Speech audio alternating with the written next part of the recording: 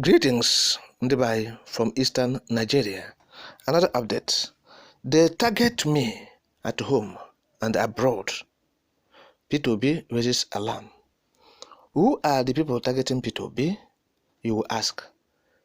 P2B explains that they are mischief makers. They are targeting him everywhere he goes. They want to incriminate him at all cost. So both locally and internationally, these people are following him about. He said that his duplicates are still on rampage, mimicking his voice and calling people to run him down and tag him with what he is not, with intention to gain some perceived political mileage against him. Yes.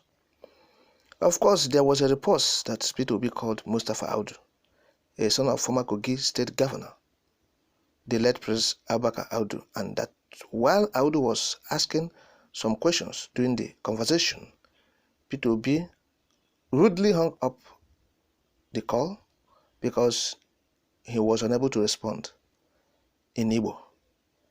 That is it. So, but look at what Obi is saying now. Let me quote part of his statement. I quote, "My duplicates are still on the rampage. They now mimic my voice and call people. There is no limit to that. People cannot go to cause mischief on their target. I have been a target both locally and internationally." The latest incident happened in Abuja yesterday, 17th May, at the Court of Appeal premises of the Presidential Election Petition Tribunal venue, where my attention was drawn to what was going on outside the courtroom. A report came to me while I was seated in court that one Prince Mustafa Audu, son of the late governor of Kogi State, held the Obi'S chief spokesman, Dr. Yunusa Tanko, and some others spellbound, castigating and talking down on me, describing me as an ethnic and religious bigot.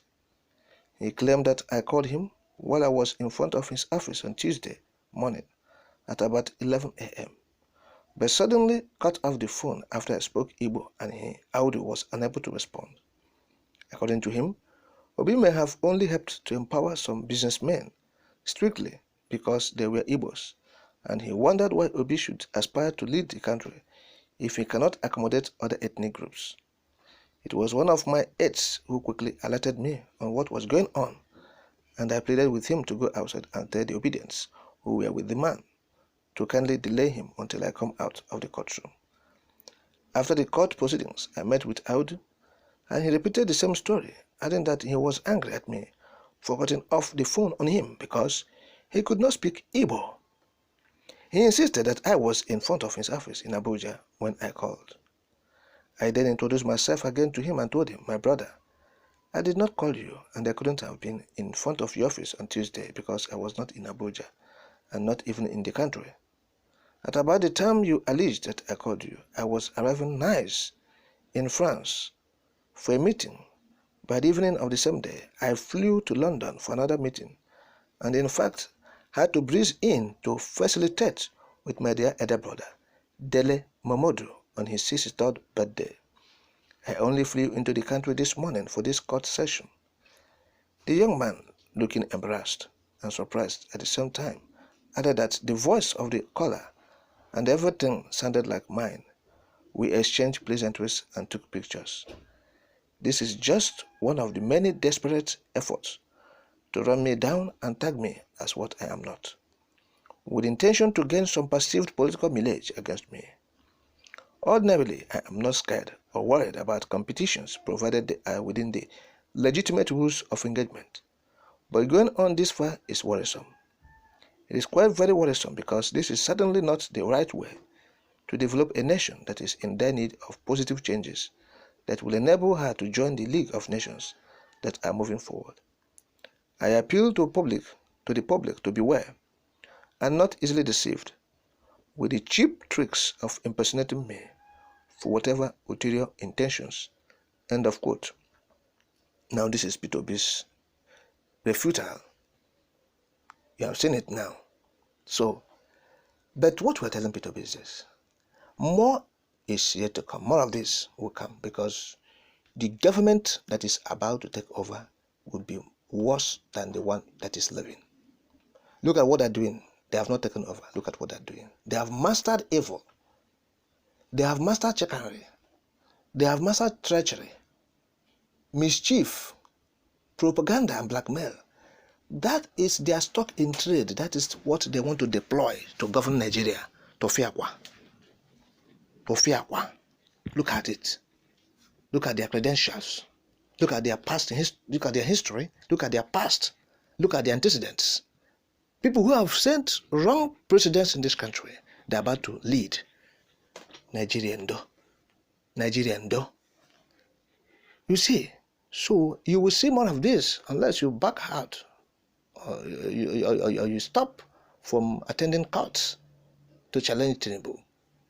In as much as you are still in court challenging Tinubu's, and then these things will be occurring and reoccurring, and more will come. You have not seen the harsh ones. A country that has been doomed. They don't want anything good for the country. Otherwise, they will have conducted election, not a charade and selection that all Nigerians have rejected. Yet, they want to force themselves on the people. They are into state capturing. Feudalism. Government of the elite. That's what they have been forming. They gather like vultures. They loot the resources of the masses. They are dying in droves in their homes. No hospital. All of them are flying abroad to treat themselves and their family members. Their families are not even here. They're in advanced countries where human beings live. And they visit them. They come here in their farmland and take food and go and give to them to feed them there. So this is what is happening. P2B, you have thrown in the towel, and that is what you will see. You have seen what Mazen Namdekan is passing through today because he demanded for a better society, a better nation, a better country. That's what he's suffering today because he said, look, people are suffering in this place. It's a contraption. Why? Why is it a jungle? Why is it a farmland? Okay? Why is it a zoo? And so they have clamped him in detention facility. So P2B, should be very careful.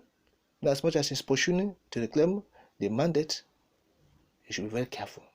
Because like I said, the people are mischievous. They are willing to go to any length to grab power and stay put against all odds. Even if you say they will not govern you, they will rule you at all costs. They are hell-bent to do that. And that is what they will do. And that is what they are doing.